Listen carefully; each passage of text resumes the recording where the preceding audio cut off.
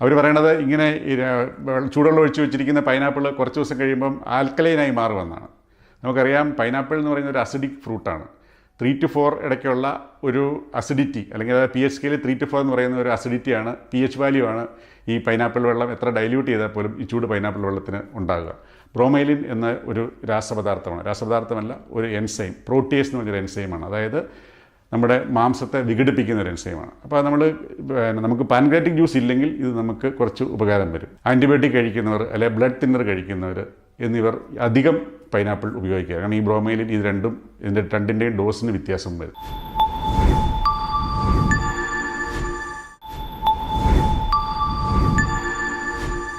എല്ലാവർക്കും നമസ്കാരം. ഞാൻ doctor Joja V Joseph, Kottayam Karithas cancer ഇൻസ്റ്റിറ്റ്യൂട്ടിലെ സീനിയർ കൺസൾട്ടൻറ്റ് ഓങ്കോ സർജനാണ്.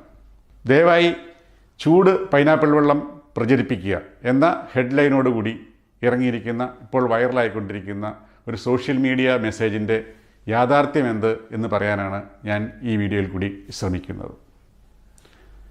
2-3 പൈനാപ്പിൾ ചെറിയ കഷണങ്ങളായി അരിഞ്ഞ് അതിൽ ചൂടുവെള്ളം ഒഴിച്ച് അത് വെച്ചതിന് ശേഷം ദിവസവും കുടിച്ചാൽ ക്യാൻസർ പൂർണ്ണമായും നശിക്കും എന്നതാണ് ഈ മെസ്സേജിൻ്റെ തുടക്കം.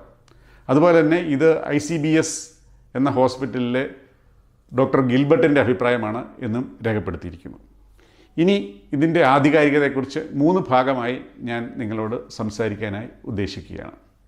ഇതിൻ്റെ ഉറവിടം ഞാൻ സെർച്ച് ചെയ്തപ്പോൾ എനിക്ക് മനസ്സിലായത് ഈ വർഷം ജനുവരി 15 ഇത് reporters.com.ng എന്ന ഒരു സൈറ്റിൽ ഇംഗ്ലീഷിൽ പ്രസിദ്ധീകരിച്ച ഒരു ന്യൂസ് ആണ് ഇപ്പോൾ മലയാളത്തിലേക്ക് കൺവേർട്ട് ചെയ്ത് ഇപ്പോൾ നമ്മുടെ ഇടയിൽ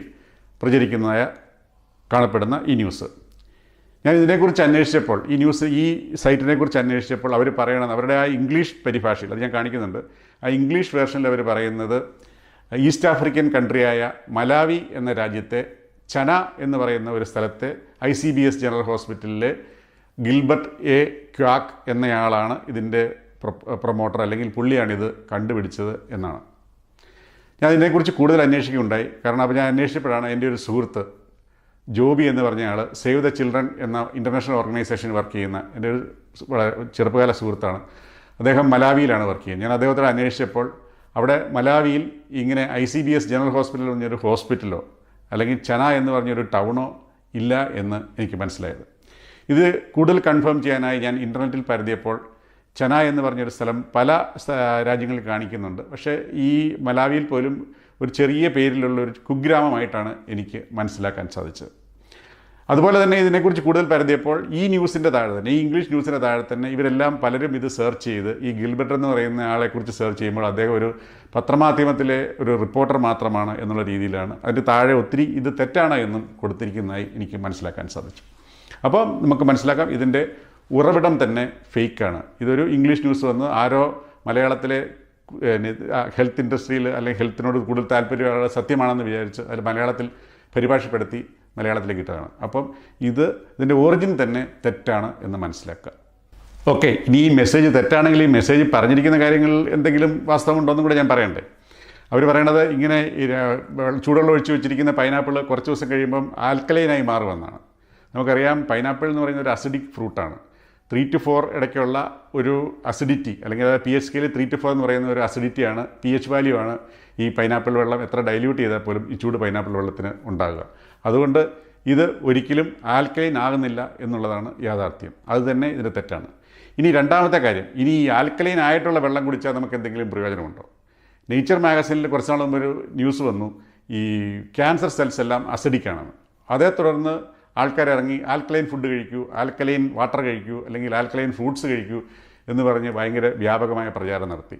നമ്മുടെ കായിക താരങ്ങൾ, സിനിമാ നടിമാർ തുടങ്ങിയവരൊക്കെ ഇത് പ്രൊമോട്ട് ചെയ്തു. ഞാൻ ആൽക്കലൈൻ ഡയറ്റാണ് കഴിക്കുന്നത്, ക്യാൻസർ വരാതിരിക്കാൻ, അല്ലെങ്കിൽ ആരോഗ്യം വർദ്ധിപ്പിക്കാതിരിക്കുന്നത്. അപ്പോൾ പക്ഷേ അത് ശരിക്കും തെറ്റായ ഒരു ധാരണയാണ്. എന്താണ് നമ്മുടെ ശരീരത്തിൻ്റെ അസിഡിറ്റി അല്ലെ ആൽക്കലൈനിറ്റി, അതായത് ക്ഷാരാംശമോ അസിഡിറ്റിയോ, അതായത് നമ്മുടെ രക്തത്തിൻ്റെ എക്സാമ്പിൾ എടുത്തുള്ളൂ, 7.35 to 7.45 എന്ന വാല്യൂവിൽ നിൽക്കണം. അതിൽ കുറയുകയോ കൂടുകയോ ചെയ്താൽ നമുക്ക് മരണം സംഭവിക്കാം. നമ്മുടെ കിഡ്നിയും ശ്വാസകോശവും പ്രവർത്തനക്ഷമമായിരിക്കുന്നിടത്തോളം കാലം ഒരു രീതിയിലും എന്ത് കഴിച്ചാലും നമ്മുടെ ഈ pH വാല്യൂ, അത് നമ്മുടെ ഈ 7.35 to 7.45 എന്നുള്ളത് ഒരു രീതിയിലും മാറുന്നില്ല.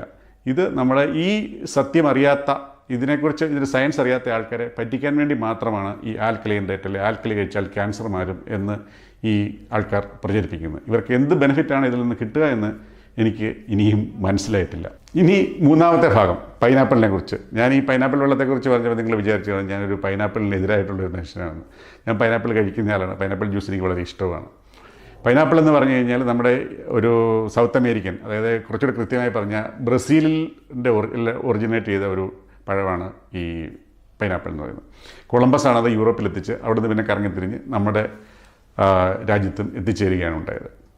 പൈനാപ്പിളിൽ ധാരാളം ഷുഗർ ഇറങ്ങിയിട്ടുണ്ട്. അപ്പോൾ അതിൻ്റെ ജ്യൂസ് കുടിക്കുകയോ അല്ലെങ്കിൽ അതിൻ്റെ പൈനാപ്പിൾ തിന്നുകയോ ഒക്കെ ചെയ്യുമ്പോൾ നമുക്ക് ക്ഷീണിച്ചിരിക്കുമ്പോൾ പെട്ടെന്നൊരു ഉണർവ് ലഭിക്കും എന്നുള്ളത് വാസ്തവമാണ്. അതുപോലെ തന്നെ ധാരാളം ഫൈബർ, വൈറ്റമിനുകൾ, ധാതു ലവണങ്ങൾ, ഫാറ്റില്ല, അങ്ങനെ ഒത്തിരി കാര്യങ്ങൾ അടങ്ങിയിട്ടുള്ള ഒരു നല്ല ഫ്രൂട്ടാണ് ഈ പൈനാപ്പിൾ എന്ന് പറയുന്നത്. അതുകൊണ്ട് നമുക്ക് പൈനാപ്പിൾ ധൈര്യമായി ഉപയോഗിക്കാം. പക്ഷേ ക്യാൻസർ ചികിത്സയ്ക്കോ ക്യാൻസർ വരാതിരിക്കാനോ ഉപയോഗിക്കാതിരിക്കുക. ഇനി ഇതിനെക്കുറിച്ച് മറ്റൊരു പൈനാപ്പിളിനെക്കുറിച്ച് തെറ്റിദ്ധാരണ ആൾക്കാർ വരുന്നത് ദഹനത്തിന് ഇത് വളരെ സഹായകമാണ്, അല്ലെങ്കിൽ നമ്മുടെ ശരീരത്തിന് വളരെ പ്രൊട്ടക്ഷൻ നൽകുന്നു. ഇതിന് പിന്നിലെ കാര്യം എന്ന് പറയുന്നത് ഈ പൈനാപ്പിളിൻ്റെ തണ്ടിലും പൈനാപ്പിളിൻ്റെ ഈ ഫ്രൂട്ടിൻ്റെ ദശയിലും അടങ്ങിയിരിക്കുന്ന ബ്രോമൈലിൻ എന്ന ഒരു രാസപദാർത്ഥമല്ല, ഒരു എൻസൈം, പ്രോട്ടിയേസ് എന്ന് പറഞ്ഞൊരു എൻസൈമാണ്. അതായത് നമ്മുടെ മാംസത്തെ വിഘടിപ്പിക്കുന്ന ഒരു എൻസൈമാണ്. അപ്പോൾ നമുക്ക് പാൻക്രിയാറ്റിക് ജ്യൂസ് ഇല്ലെങ്കിൽ ഇത് നമുക്ക് കുറച്ച് ഉപകാരം വരും. പക്ഷേ ഇത് ഭക്ഷണ ഡൈജഷൻ്റെ സമയത്തല്ല ഇത് ശരിക്കും നമ്മളിതൊരു കെമിക്കലായി പുറത്ത് കട്ടിയുള്ള മീറ്റ് ടെൻഡറാക്കാനായിട്ട് ഈ ബ്രോമൈലിൻ കെമിക്കൽ നമ്മൾ ഉപയോഗിക്കാറുണ്ട്. അതുപോലെ തന്നെ ഈ ബ്രോമൈലിന് നമുക്ക് ഒരു ആൻറ്റി ഇൻഫ്ലമേറ്ററി, അത് നീര് കുറയ്ക്കാനുള്ള ഒരു എഫക്റ്റ് ഉണ്ട്. അപ്പോൾ നമുക്ക് വയറിനൊക്കെ ഒരു സൂത്തനിങ് എഫക്റ്റ് കിട്ടും. അപ്പോൾ ഇതൊക്കെയാണ് ആൾക്കാർ സയൻറ്റിഫിക് വശമെങ്കിലും ഇത് ഇങ്ങനെയെല്ലാം വരുന്നതുകൊണ്ട് ക്യാൻസർ വരില്ല, അല്ലെങ്കിൽ ക്യാൻസറിനെ തടയും, അല്ലെങ്കിൽ ഇതൊരു ദഹനത്തിന് വളരെയധികം സഹായിക്കുമെന്നൊക്കെ ആൾക്കാർ പറഞ്ഞു വരുത്താറുണ്ട്. അതുപോലെ തന്നെ ഈ ബ്രോമൈലിന് ഒട്ടും സൈഡ് എഫക്റ്റ് ഇല്ല എന്നും നമ്മൾ ധരിക്കരുത്. നാച്ചുറലി ഒക്കറിങ് ആണെന്ന് വെച്ച് ആൻറ്റിബയോട്ടിക് കഴിക്കുന്നവർ അല്ലെങ്കിൽ ബ്ലഡ് തിന്നർ കഴിക്കുന്നവർ എന്നിവർ അധികം പൈനാപ്പിൾ ഉപയോഗിക്കുക. കാരണം ഈ ബ്രോമൈലിൻ ഇതിൻ്റെ രണ്ടിൻ്റെയും ഡോസിന് വ്യത്യാസം വരുത്തും. അതുപോലെ തന്നെ ഗർഭിണിയായിട്ടുള്ളവരും അധികം പൈനാപ്പിൾ, ഞാൻ പറഞ്ഞല്ലോ, അധികം കഴിക്കാതിരിക്കുക. ഒന്നോ രണ്ടോ കഴിച്ചു നിർത്തുകൊണ്ട് ഒന്നും പ്രശ്നം ഉണ്ടാകുന്നില്ല. അപ്പോൾ നമുക്ക് പൈനാപ്പിൾ കഴിക്കാം, നമുക്ക് അതിൻ്റെ മധുരവും അതിൻ്റെ ഗുണഫലങ്ങളും എൻജോയ് ചെയ്യാം. പക്ഷേ പൈനാപ്പിൾ ചികിത്സയ്ക്കായി ഉപയോഗിക്കരുത്.